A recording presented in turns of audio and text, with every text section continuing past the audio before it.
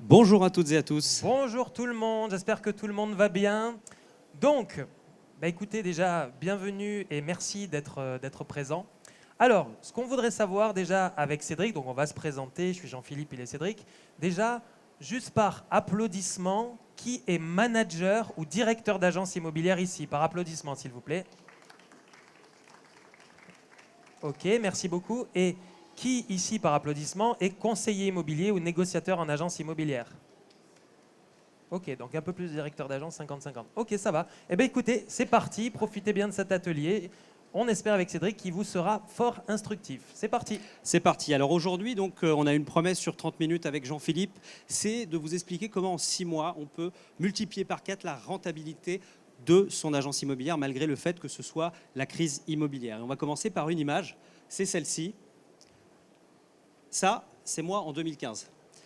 J'étais un agent immobilier qui démarrait en tant que responsable d'agence, en tant que manager, et je me suis retrouvé dans une situation à devoir tout gérer dans mon agence immobilière. Et je ne sais pas si c'est le cas pour certains d'entre vous, des agents immobiliers qui ont l'impression d'être l'assistante de leurs collaborateurs, de devoir tout gérer. Non, personne. Apparemment, ça va, tout se passe bien dans vos agences. Ah, voilà, quand même. On voit quand même quelqu'un. D'être l'assistante de vos collaborateurs, de devoir tout gérer, d'être en permanence en train de répéter les mêmes choses à vos collaborateurs. Désolé pour les négociateurs qui étaient là tout à l'heure. On va un petit peu vous taper dessus, mais on restera bienveillant et empathique. Non, c'est juste pour vendre des trucs, vous inquiétez pas. Et donc, ce que vous voyez à l'écran ici, c'est toutes les tâches que je faisais en 2015. En tout cas, une grande partie qui représentait 80% de mon activité. J'étais la femme de ménage tout simplement de mon agence immobilière. Je devais également faire la production, donc m'occuper de rentrer des mandats, de sortir des mandats de vente, faire les visites avec les acheteurs potentiels, bien évidemment les qualifier, faire la prospection, être l'assistante, faire la secrétaire, bref, faire tout dans l'agence et avoir très peu de temps finalement pour 20% des tâches qui allaient m'apporter le plus de résultats, qui sont finalement le management et le recrutement. Donc en gros, mes semaines en 2015 ressemblaient à ça. Je passais à peu près 70 heures par semaine à travailler comme un fou pour un petit chiffre d'affaires de 250 000 € hors taxes, alors que quelques années avant, en tant que négociateur, je montais à plus de 300 000 € de chiffre d'affaires hors taxes. Et là, on faisait ça à deux. Vous imaginez un petit peu à quel point c'était frustrant. J'étais extrêmement stressé et je n'avais aucun plan d'action pour réussir. Et c'est à ce moment-là où j'ai eu un déclic. Je vous la fais très courte. Un matin, ma fille est rentrée dans la chambre et m'a dit « Papa, est-ce que tu seras présent cette année pour mon anniversaire ?» Et ça m'a mis une claque énorme. Je ne sais pas si ça parle à certains d'entre vous. Le lendemain, c'était un lundi, j'ai pris mon téléphone et j'ai décidé de contacter un coach que j'avais trouvé sur Internet pour changer ma vie. Et en 2018, 3 ans seulement après, j'ai littéralement changé ma manière de fonctionner. Je me suis concentré sur le management, sur le recrutement et à ce moment-là, sur la production. Parce que je savais que ma grande valeur ajoutée, ma grande force, c'était d'être sur le terrain et pas de faire le ménage, pas de gérer l'administratif, pas de faire les compromis de vente, pas faire en fait toutes ces tâches qui peuvent être déléguées à quelqu'un. Et vous voyez, je vous ai mis sur le premier point, 80% de mes tâches ont été déléguées pour seulement 800 € par mois. Ça doit normalement piquer votre curiosité. On va vous expliquer exactement comment j'ai pu faire ça à l'époque. Le chiffre d'affaires a tranquillement commencé à augmenter. On est arrivé à 350 000 € de chiffre d'affaires par an. Je ne travaillais plus que 50 heures par semaine et donc j'ai pu mettre le focus sur les tâches qui avaient une forte valeur ajoutée. En 2021, 3 ans après, je me suis concentré sur la vision de mon entreprise. On réalisait plus de 500 000 € de chiffre d'affaires par an. J'étais plus du tout dans la production et avec seulement 2 négociateurs. J'ai pu développer également la gestion locative, d'une agence immobilière d'ailleurs que j'ai acheté 50 000 € en 2015. Aujourd'hui, avec près de 200 lots en copropriété, d'ailleurs j'en ai jamais rentré un seul, l'agence est valorisée déjà à plus de 400 000 €, voire près de 500 000 € avec la transaction. Et grâce à un autre élément, notez bien ceci qui est très important, c'est que je ne suis plus l'homme clé dans mon entreprise. Et ça, c'est extrêmement important à comprendre pour tous les agents immobiliers qui ont potentiellement l'idée, dans quelques mois, dans quelques années, eh bien, de revendre leur structure. Pourquoi est-ce que je vous dis ça ? Parce que j'étais avec Catherine hier du journal de l'agence, je ne sais pas si vous connaissez le journal de l'agence pour lequel je suis auteur, et elle me disait la moyenne d'âge des agents immobiliers actuellement est de 52-53 ans. Donc voilà, je pense qu'il y en a certains dans la salle qui peuvent être intéressés par ça. Et en 2021, j'ai fait autre chose, c'est que j'ai mis mon agence immobilière en autopilote. Donc passer de 70 heures par semaine à travailler comme un malade, à être l'assistante de mes collaborateurs, à être dans l'administratif et ainsi de suite, je me suis mis à tout déléguer. C'est comme ça d'ailleurs que les gens aujourd'hui m'appellent l'expert de la délégation. Parce qu'il ne fout plus rien, tout simplement. Voilà, je ne fous plus rien. Et justement, on est là aujourd'hui pour vous donner ces techniques. 3 piliers essentiels pour que vous puissiez déléguer au maximum votre entreprise. Que vous ne travaillez plus à l'intérieur de votre entreprise, mais au-dessus de votre entreprise. Et donc, j'ai fait également quelque chose qui a surpris pas mal d'agents immobiliers, c'est que j'ai quitté mon agence immobilière qui est en Île-de-France, à Villepreux plus précisément, dans les Yvelines, qui est une agence qui est une référence sur le secteur, qui tourne extrêmement bien. Et je vis aujourd'hui, depuis 2021, à 600 km au bord du lac d'Annecy. Et voilà, mon petit dada, moi, c'est de faire du sport, faire des petites courses de 50, 100, un peu plus en kilomètres, et également bien, de développer des nouvelles structures ou d'investir dans des entreprises, que je ne pouvais absolument pas faire il y a quelques années parce que finalement, je n'avais pas le temps. Je vais vous donner une image qui est très simple. Vous savez, quand vous prenez l'autoroute, vous êtes sur la bretelle d'autoroute, vous commencez un petit peu à vous engager, vous êtes à 100, 110 km/h et vous avez un champ de vision qui est extrêmement large. Et un agent immobilier aujourd'hui, qui est dans l'état dans lequel j'étais en 2015, et comme il y en a certainement beaucoup dans la salle, j'imagine, il faut imaginer que vous êtes sur l'autoroute à 300 km/h. Et vous ne voyez plus du tout finalement ce qui se passe sur les côtés. Vous êtes focalisé sur un point au bout de l'autoroute et vous êtes concentré là-dessus. Et on ne voit pas ce qui se passe autour en fait. Et il y a plein de choses qu'on ne peut pas faire. Donc il y a une déperdition, il y a, comme on peut dire, des opportunités qui vous passent sous le nez. Donc aujourd'hui, notre promesse, effectivement, c'est sur cette demi-heure, eh bien, de vous présenter les 3 piliers qui vont vous permettre, en tant qu'agent immobilier, eh bien, de multiplier par 4 votre rentabilité, et puis si vous le souhaitez également, de vous défaire complètement de l'opérationnel. On a mis en place, avec Jean-Philippe et avec l'ensemble de l'équipe, une structure claire. C'est simple, on a processisé tout ce que j'ai fait pour le rendre accessible à n'importe quel agent immobilier, qu'il soit débutant ou bien qu'il soit déjà dans le métier depuis longtemps. Donc si vous ne me connaissez pas déjà, je m'appelle Cédric Laporte, je suis auteur pour le JDA, vous m'avez peut-être déjà vu sur YouTube, où on a la chaîne YouTube la plus connue pour les professionnels de l'immobilier, sur TF1, sur Radio Imo. Ma particularité, je vous l'ai dit tout à l'heure, c'est vraiment l'ultra-délégation. Donc j'ai repris l'agence de Villepreux. Aujourd'hui, je n'y passe plus que 1h30 par semaine pour un chiffre d'affaires qui avoisine encore aujourd'hui les 500 000 euros. Donc, vous imaginez un petit peu mon taux horaire est extrêmement important. Et en même temps, eh bien, j'ai pu développer Conseiller Influent. Qui connaît Conseiller Influent ? Donc, la formation spécialisée dans le marketing digital sur les professionnels de l'immobilier. On a besoin d'accélérer, on a plus que 22 minutes déjà. Ok, je me dépêche. Tout ce qu'on a à dire. Et disrupteur immobilier, entreprise dans laquelle j'ai 25 personnes aujourd'hui, dont Jean-Philippe, et où j'ai recruté des leaders. Jean-Philippe, qui es-tu ? Donc, je suis Jean-Philippe Avon, je suis le responsable du pôle coaching au sein de Disrupteur Immobilier. J'ai une double certification en coaching, je fais quasiment du coaching à plein temps depuis juillet 2022, j'ai plus de 1000 séances de coaching à mon actif et j'ai accompagné aussi bien des directeurs d'agences immobilières, dont certains sont dans cette salle, n'est-ce pas ? Et d'autres des négociateurs en agence immobilière ou des mandataires immobiliers. Et donc, juste, voilà, slide suivante. On est surtout connu pour ça aujourd'hui, on est surtout connu pour nos résultats pour les conseillers immobiliers, c'est-à-dire souvent des conseillers immobiliers, je vais mettre là, qui n'arrivent pas à faire décoller leur chiffre d'affaires. Et nous, notre spécialité, c'est d'avoir des coachs d'excellence au sein de Disrupteur Immobilier pour faire le pont entre les formations qu'ils apprennent ou des formations qu'ils peuvent apprendre chez nous et les exécuter véritablement sur le terrain. Et le tout, c'est qu'en 6 mois, on leur fasse générer au moins 50 000 euros de chiffre d'affaires minimum. Sinon, ils ont une garantie d'être accompagnés 6 mois de plus. mais sur 200 clients, il y a peut-être juste 5-6 garanties qui ont été activées jusqu'à aujourd'hui. Donc on leur fait vraiment exploser leur chiffre d'affaires et on est connu pour ça parce qu'on a des résultats monumentaux sur ces types d'accompagnement.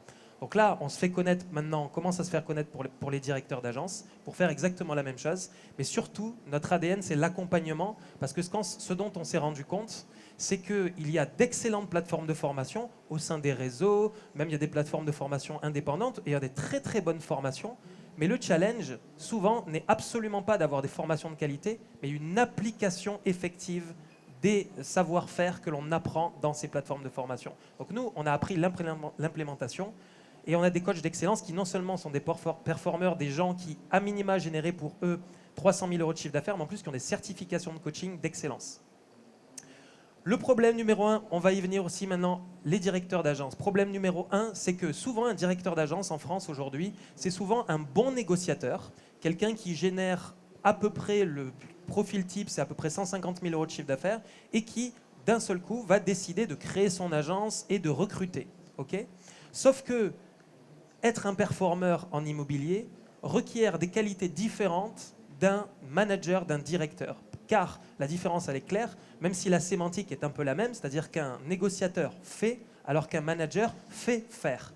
Et il y a deux types de qualités bien différentes à avoir pour obtenir des résultats performants. Pourquoi ? Parce que les compétences requises quand on est négociateur, avant de passer directeur d'agence, c'est ce que vous voyez à gauche. C'est des compétences de conquête commerciale essentiellement, c'est-à-dire prospecter, rentrer des biens, sortir des biens. Alors que quand on est directeur-manager, le fait de faire les choses requiert d'autres qualités. L'art de la délégation, le recrutement et le management. Et ça, c'est ça qu'on a besoin véritablement de posséder comme qualité. Sauf que voici aujourd'hui ce que font les directeurs d'agences immobilières, c'est-à-dire qu'ils restent dans leur zone de confort, c'est-à-dire ils savent très très bien produire, mais comme ils sont au four et au moulin, comme on dit, c'est-à-dire à la fois ils produisent 50% du chiffre d'affaires de l'agence, et donc du coup ils soutiennent les assiettes comme ça, comme ils peuvent, sauf qu'à côté ils ont à gérer les négociateurs, le management, la diffusion sur les portails, peut-être la rédaction des compromis, etc. Et donc du coup ils ne passent pas par la case formation ou accompagnement, et donc du coup, ils ne sont pas compétents, et donc du coup, ils se plaignent de ne pas savoir recruter, d'avoir un gros turnover, etc. Mais c'est juste parce que ces directeurs manquent tout simplement de compétences. Alors, quand on s'adresse aux directeurs, qu'est-ce qu'ils nous disent ? J'ai pas le temps de me former, j'ai pas le temps. Ben oui, forcément. Sauf que la douleur. C'est le problème, effectivement, ils n'ont pas le temps. Ils disent, voilà, ils n'ont pas le temps, bien évidemment. Personne n'a le temps, mais on n'attend de rien faire dans l'absolu. Donc ils disent ça. Sauf qu'il y a une douloureuse qui est bien plus importante que le fait de dire bah, j'ai pas le temps de me former et je suis par Mons et par Vaux par ailleurs, j'ai pas le temps de faire ça. Sauf que ça, c'est la douleur financière. C'est-à-dire que le cabinet de recrutement Hayes, qui est un des plus gros cabinets de recrutement au monde, ont très clairement chiffré le coût d'un recrutement, d'un mauvais recrutement, c'est 45 000 euros, et c'est valable aussi pour les petites entreprises, pas pour les grandes entreprises. Pour les grandes entreprises, même le coût est démultiplié, et bien plus important quand on recrute un cadre sup. Donc 45 000, c'est ce qui vous concerne sur le plan financier. Ça, c'est la douleur, mais aussi vous avez la douleur de dire ben, moi, je voudrais arrêter la production, mais j'ai pas le temps de recruter, de manager, etc. Donc en fait, en bossant 70 heures par semaine, vous passez aussi en tant que directeur d'agence à côté d'une partie de votre vie, pas avec vos proches, pas avec votre conjoint, etc. Donc en fait, le coût est bien plus important que ces 45 000 euros, qui est déjà une douleur, qui est déjà très présente. Je te laisse la parole. Super. Donc, on va vous présenter aujourd'hui donc les 3 piliers. Je vais commencer par le premier pilier. Mais vous l'avez compris, ce que l'on veut mettre, ce que l'on veut planter comme graine aujourd'hui dans vos esprits, c'est que ce que vous avez de plus cher, mis à part votre santé, c'est véritablement votre temps et ce que vous en faites. Vous avez tous déjà pris l'avion, j'imagine, ici, et lorsque vous prenez l'avion, vous avez des consignes. Et on vous dit, bah voilà, si jamais il y a une dépressurisation, il y a un problème dans l'avion, vous allez avoir un petit masque qui va tomber sous votre nez, et votre premier réflexe, c'est de vous dire, bah, je vais prendre ce masque, et je vais l'appliquer à mon enfant qui est à côté, ou à une personne fragile, à quelqu'un que je vais pouvoir aider. Or, on vous dit, non, vous ne faites pas ça. D'abord, vous l'appliquez sur vous. Ce que je veux vous faire passer comme message ici, c'est que avant d'aider votre agence immobilière, avant d'aider vos collaborateurs, il faut déjà commencer à vous aider vous et à vous libérer du temps. Donc le premier pilier s'appelle la délégation à pas. En général, il faut à peu près 1 mois pour mettre ça en place dans les entreprises qu'on accompagne. Et ensuite, après, une fois qu'on a aidé le dirigeant, qu'on l'a aidé à respirer, à retrouver du temps, eh bien, on va pouvoir se concentrer sur les autres tâches. Donc, comment est-ce qu'on va faire justement pour mettre en place ce pilier? Notez bien tout ça, parce que là, vous avez juste à rentrer à l'agence et à le mettre en place. On va commencer par un audit de la situation. On va mettre sur écrit, OK, c'est quoi aujourd'hui les tâches qui me prennent du temps? Et je vais lister toutes les missions que je réalise. Ça peut vous paraître extrêmement bête, dit comme ça, mais en réalité, on va venir poser de la conscience sur ce que l'on fait. Parce que si on ne prend pas un peu de recul dans sa vie, on continue toujours tout droit pendant 5 ans, 10 ans, 20 ans à répéter les mêmes bêtises. Vous voyez, hier, j'ai rencontré un agent immobilier que j'ai accompagné sur le traitement des objections. À 71 ans, il passe 80 heures par semaine dans son entreprise. Alors effectivement, c'est quelqu'un qui est très passionné, mais il m'a confié que c'était compliqué pour lui en ce moment, psychologiquement et même au niveau de sa vie de famille. Parce que quand vous passez autant d'heures par semaine, vous imaginez un petit peu ce qui vous reste. Bref, on va faire ensuite, après, on va mettre en place des process. Et après avoir mis en place ces process, on va recruter une assistante. Alors j'entends déjà des agents immobiliers, oui, mais attends, recruter en France aujourd'hui, les charges, bougez pas. On a une solution pour vous, on va vous expliquer ça tout de suite. 80% de mon temps, je vous l'ai dit, en 2015, était consacré à des tâches à faible valeur ajoutée. Et donc, on va se poser une question très simple, c'est aujourd'hui, est-ce que moi, je suis indispensable à faire cette tâche-là? Oui ou non? Indispensable. Préparer la TVA, calculer les rémunérations, envoyer les fiches de paye, suivi des dossiers clients, édition des compromis de vente, mise en ligne des annonces, facturation, bref. Plus de 75 tâches ont été processisées et déléguées avant que je m'attache à mettre en place des collaborateurs de haute performance dans mon entreprise. Donc j'ai pu passer de 70 heures par semaine à une dizaine d'heures uniquement sur des tâches qui étaient chronophages. Comment ? Eh bien, tout simplement parce que j'ai recruté une assistante virtuelle. Qui a déjà entendu parler d'assistante virtuelle ici? Ok. Si je vous parle, par exemple, de Madagascar, est-ce que ça vous parle? Non. Si je vous parle du livre La Terre est plate de Friedman, ça vous parle pas? Ok. Aujourd'hui, on vit dans un monde, grâce au digital, on peut travailler avec n'importe qui dans le monde. Donc, j'ai fait quelque chose de très simple, c'est que j'ai pris contact grâce à des sites comme ComeUp Malte, pour ceux qui veulent noter, ComeUp Malte, avec des assistantes à Madagascar. J'en ai recruté une qui était formidable et je lui ai délégué toutes mes tâches pendant 6 mois. Je lui ai fait des vidéos pour lui expliquer exactement comment est-ce qu'elle devait rédiger un compromis de vente, comment est-ce qu'elle devait faire ma TVA et tout ça. Ce qui fait qu'aujourd'hui, je ne traite même plus mes boîtes mail. J'ai mon assistante qui m'envoie un petit message WhatsApp quand j'ai des mails qui sont importants auxquels je dois répondre tout de suite. Mais vraiment, je fais en sorte de tout déléguer dans ma vie. Et surtout, aujourd'hui, elle est ta responsable administrative pour une entreprise qui génère plusieurs millions d'euros. Donc vous imaginez bien que pour une agence immobilière, c'est easy mode, quoi. Exactement. Donc, on a aujourd'hui 4 personnes qui travaillent à Madagascar. Et si vous vous posez la question de qui gère, par exemple, la communication de disrupteurs immobiliers que vous devez avoir régulièrement sous vos yeux, bien évidemment, il y a Aude-Claire, notre responsable communication, qui est ici. Et on a également une community manager qui fait un travail formidable et qu'on salue, Sylviane, qui est à Madagascar. Alors, je vois aussi donc venir cette question-là. Oui, mais attends, Cédric, t'es bien gentil, mais voilà. Moi, j'ai pas les moyens, je préfère travailler 10 heures par semaine en plus. Grand bien de face. Continue à travailler comme ça, à t'user, à pas avoir tes enfants, et puis à la fin de ta vie, avoir des regrets. En réalité,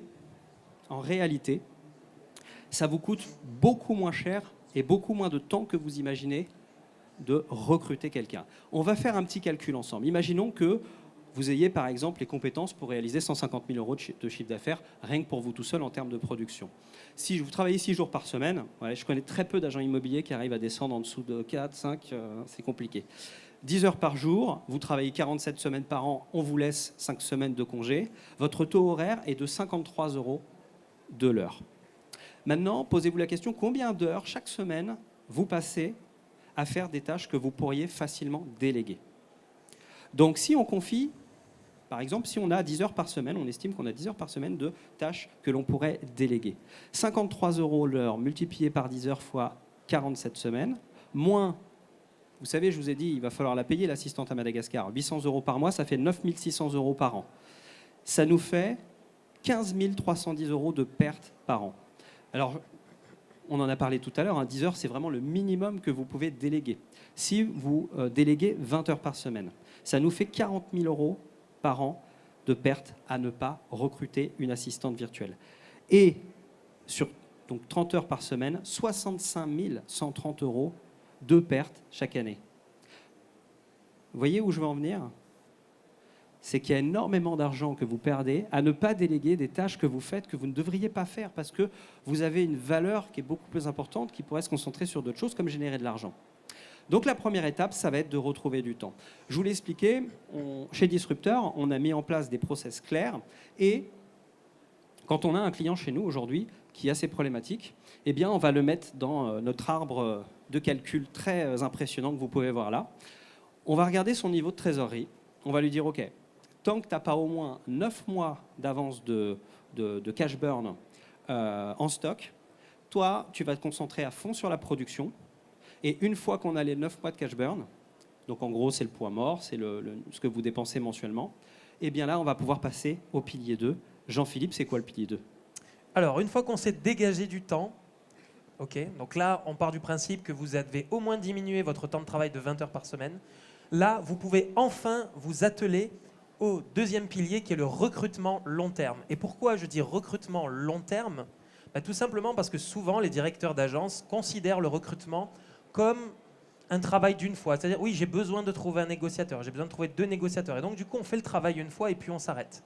Sauf qu'en réalité, les directeurs d'agence qui ont des résultats avec des super conseillers immobiliers, ce sont des directeurs d'agence qui ne s'arrêtent jamais de recruter, qui ont un système de prospection qui fait qu'ils recrutent, ils savent ensuite filtrer, etc. En gros, ça représente un process, le recrutement long terme, qui est tout d'abord d'avoir une proposition de valeur unique employeur.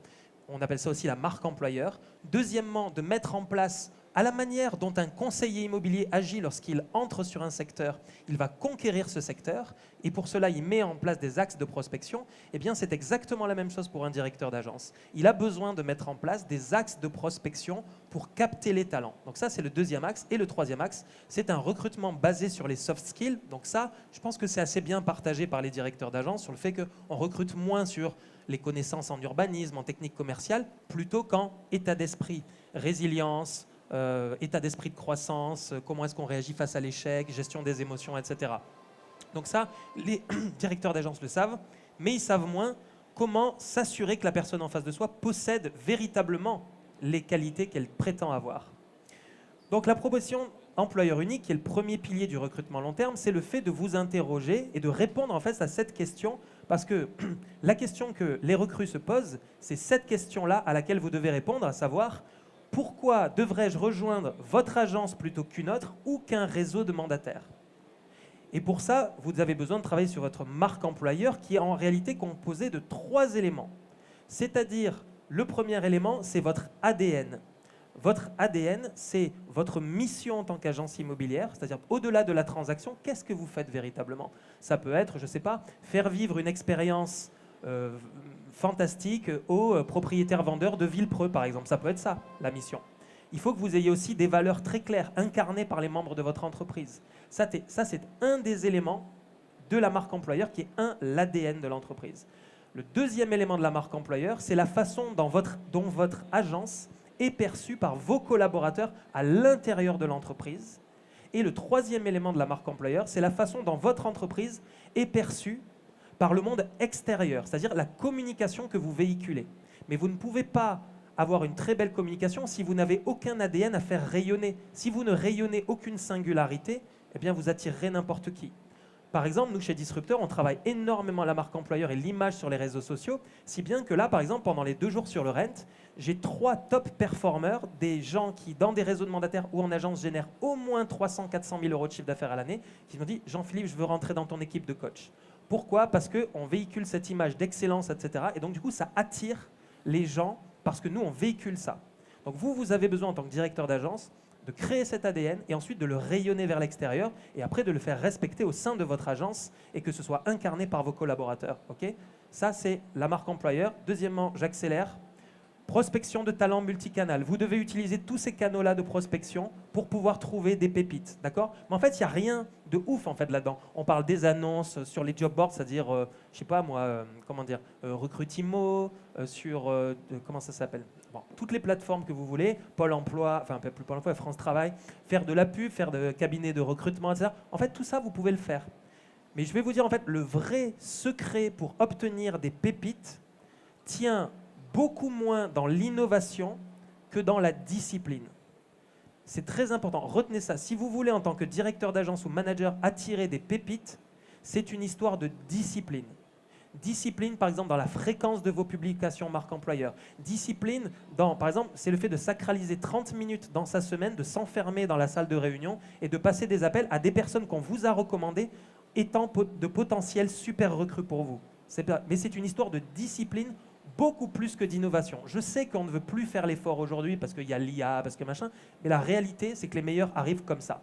Vous voyez, par exemple, ceux qui ont très bien compris, par exemple, Keller Williams, les personnes qui sont à la tête de Market Center, sont super forts parce qu'ils sont en recrutement permanent, ils font des événements, ils ont tout compris. Mais ils sont en recrutement permanent parce qu'il y a une discipline d'organiser des événements, de faire des publications aux réseaux sociaux. Parce que le business model est fait comme ça et c'est très intelligent. Et vous avez besoin, avec vos singularités à vous, de faire rayonner cela. Okay ? Ensuite, le troisième élément du recrutement, c'est de recruter évidemment sur les soft skills, bien plus que sur les hard skills. Mais ça, je pense que vous le savez, mais en tout cas, je vous le confirme, puisque des études extrêmement sérieuses ont été menées sur quel était le facteur principal de réussite. Est-ce que c'était plutôt les compétences techniques ou ce qu'on a entre les deux oreilles? Et la réponse est extrêmement claire. Lorsqu'il s'agit de quantifier la réussite, c'est lié à 85% sur ce qu'on a entre les deux oreilles, bien plus que les talents, les hard skills, bien plus que les choses, les compétences techniques que l'on a. Ça, c'était le pilier 2. Donc, en 1, vous déléguez avec le système APA dont Cédric a parlé. En 2, vous faites un recrutement long terme avec les quelques clés que je vous ai données. Enfin, il y en a plein sur comment recruter. Aujourd'hui, vous ne savez pas recruter. Vous utilisez ce que moi, j'appelle des techniques vaudou, en fait. Moi, je me fie à mon intuition. Moi, je lui pose tel type de questions. La plupart du temps, je suis désolé, mais ces techniques sont nulles à chier. D'accord? C'est nul à chier. Parce que ça a prouvé que ça ne fonctionnait pas. En revanche, nous, on est formés au recrutement, on a pratiqué le recrutement et on a mis ces clés dans une formation. Mais, voilà, bon. Mais arrêtez les méthodes vaudou, ça ne sert à rien. Donc, je disais que, par contre, le pilier 3, dans 1, déléguer, en 2, recruter long terme, et en 3, management de plein potentiel. Okay ? Vous avez besoin de manager vos équipes. Manager vos équipes, ça veut dire clairement les accompagner, et ça passe notamment, par exemple, par ce qu'on appelle un onboarding structuré. Le onboarding, en gros, je vous la fais courte, c'est les 100 premiers jours dans l'agence lorsqu'un collaborateur l'intègre. Pourquoi? Parce qu'on s'est aperçu que de soigner ces 100 premiers jours était absolument capital, parce que lorsque cet onboarding n'était pas structuré, le taux de fidélisation sur plusieurs années s'écroule littéralement. C'est comme quand un consommateur est en contact avec une pub qui concerne un service, eh bien, les premiers contacts qu'elle va avoir avec ce produit ou service vont être capitaux pour la suite des événements. Donc, le secret de la fidélisation, c'est d'aider vos collaborateurs à performer. Nous, on est connus et reconnus pour ça, et notamment au travers d'un accompagnement personnalisé individuel. Donc, nous, on sait très, très, très bien le faire, qu'il s'agisse de négociateurs en agence immobilière ou de mandataires, mais vous, en tant que directeur d'agence, vous devez leur apprendre à faire cela. Et je vais terminer par vous dire une chose, c'est que le bonheur, vous avez 2 types de bonheur en fait, qui existent pour un collaborateur. Vous avez ce qu'on appelle le bonheur hédoniste ou le bonheur eudémonique. Okay ? Le bonheur hédoniste, c'est je veux obtenir quelque chose, donc je serai heureux quand j'aurai obtenu quelque chose. Sauf qu'en réalité, ça, c'est totalement, vous êtes satisfait sur le coup, mais après, vous retombez dans vos malheurs, etc. Alors que si vous travaillez, vous, en tant que directeur d'agence, beaucoup plus sur ce qu'on appelle le bonheur eudémonique des collaborateurs. Donc je reformule, le bonheur eudémonique, c'est le bonheur, la joie intrinsèque de la personne. Et comment est-ce qu'on travaille sur le bonheur intrinsèque du collaborateur? C'est tout simplement en lui amenant par son travail le sens de la contribution et de la croissance. Donc si vous voulez avoir des collaborateurs heureux, vous avez le devoir en tant que manager de les faire grandir et de faire en sorte qu'ils aient ce sentiment de croissance et de contribution. Parce que c'est lorsqu'on contribue qu'on se sent heureux. Et vous avez besoin de faire passer cette flamme au sein de vos collaborateurs et donc de les coacher en ce sens. Donc voici, c'était vraiment les 3 piliers. En 1, n'oubliez pas de déléguer. En 2, faites du recrutement long terme. Et en 3, n'oubliez pas de faire du management de performance. Parfait, merci Jean-Philippe pour cette présentation des 2 autres piliers. Donc si vous êtes intéressé pour recevoir un petit cadeau de notre part, il vous suffit de flasher le QR code ici. Donc c'est très simple, vous allez avoir une version longue du plan d'action que l'on met en place au sein de mon agence et auprès de nos clients pour développer leur business. Et si vous voulez avoir des informations ou tout simplement qu'on rentre avec vous dans le moteur de votre agence immobilière et que l'on vous aide à tout mettre en place, eh bien, il suffit de venir nous voir sur le stand F41. Merci à tous pour votre attention. Avec Jean-Philippe, on vous souhaite une merveilleuse fin de Rent. Merci à tous. Merci beaucoup.